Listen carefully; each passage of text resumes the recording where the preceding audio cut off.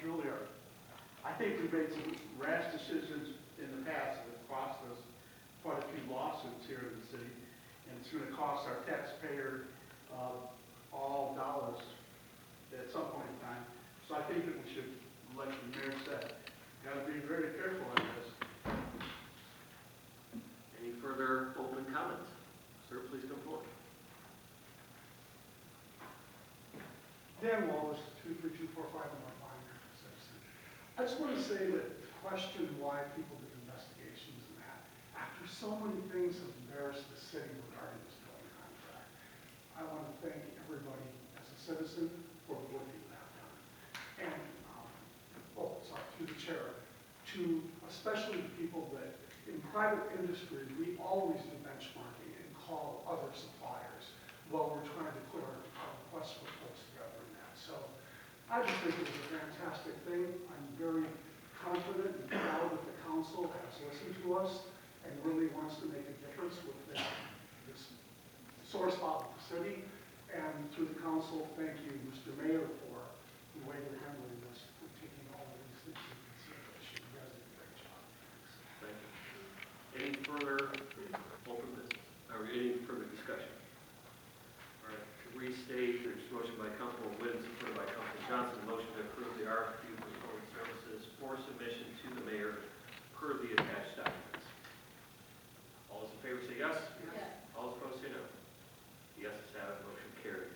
Item 7.18 is a motion to approve the first reading to amend the City of Taylor zoning ordinance, Article 15, Section 15.10, commercial vehicles. Motion. Support. Motion by Councilman Witten, supported by Councilman Johnson.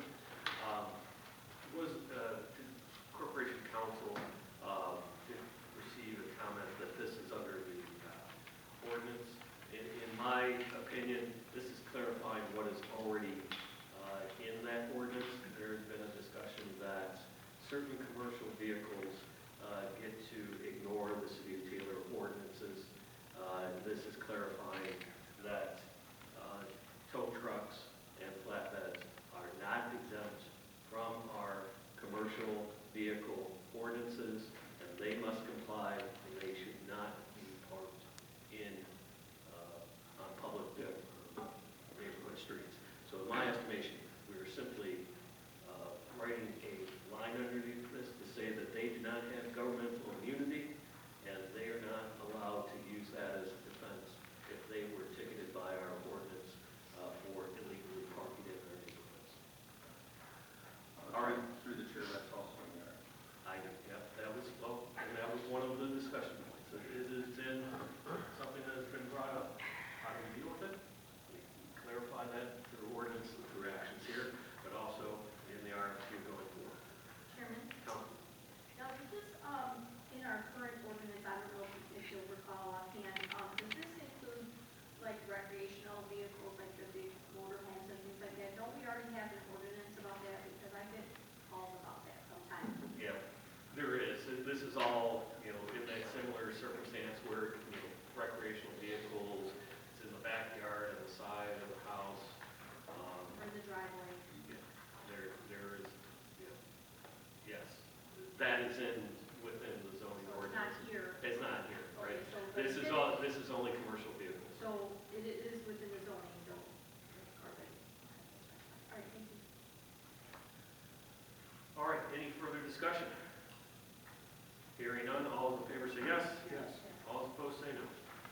Yes, it's have motion carried. Item 7.19 is a motion as amended on the agenda. Let me reread this. It's a motion to approve the second reading to rezone parcel number 60-0-02-0786-000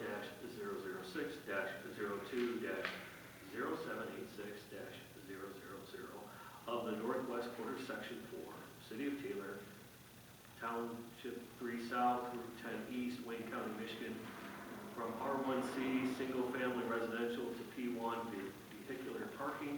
The property is located on the east side of Cornell Street between Van Born and Allen. Chairman. Let's have a motion first, and we can discuss. Motion. I'm sorry, you were going to make a motion? Oh, I'm sorry. Councilman. I would actually like to make a motion to postpone this till the next meeting, because it was just added last night, and it's something that I spoke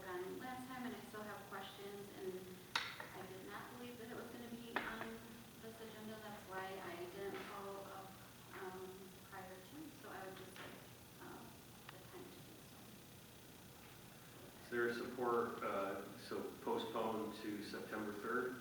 Support. Motion to postpone to September 3rd, motion by Councilman Daniels, supported by Councilman Johnson. Mr. Chairman, sorry. Madam I Clerk. have a comment from you on the site. Shall I read it now? Go right ahead.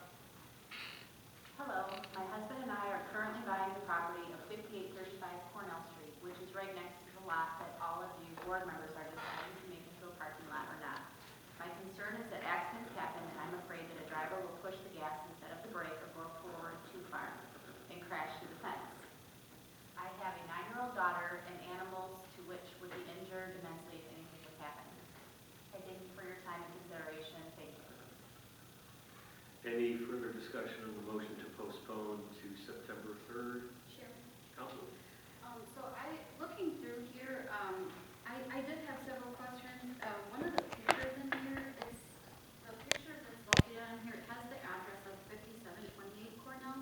That's actually in Dearborn, it's not even in, or Dearborn Heights. So it's not even, the picture that's shown in here isn't even the location of the property. So I was curious as to that. And then,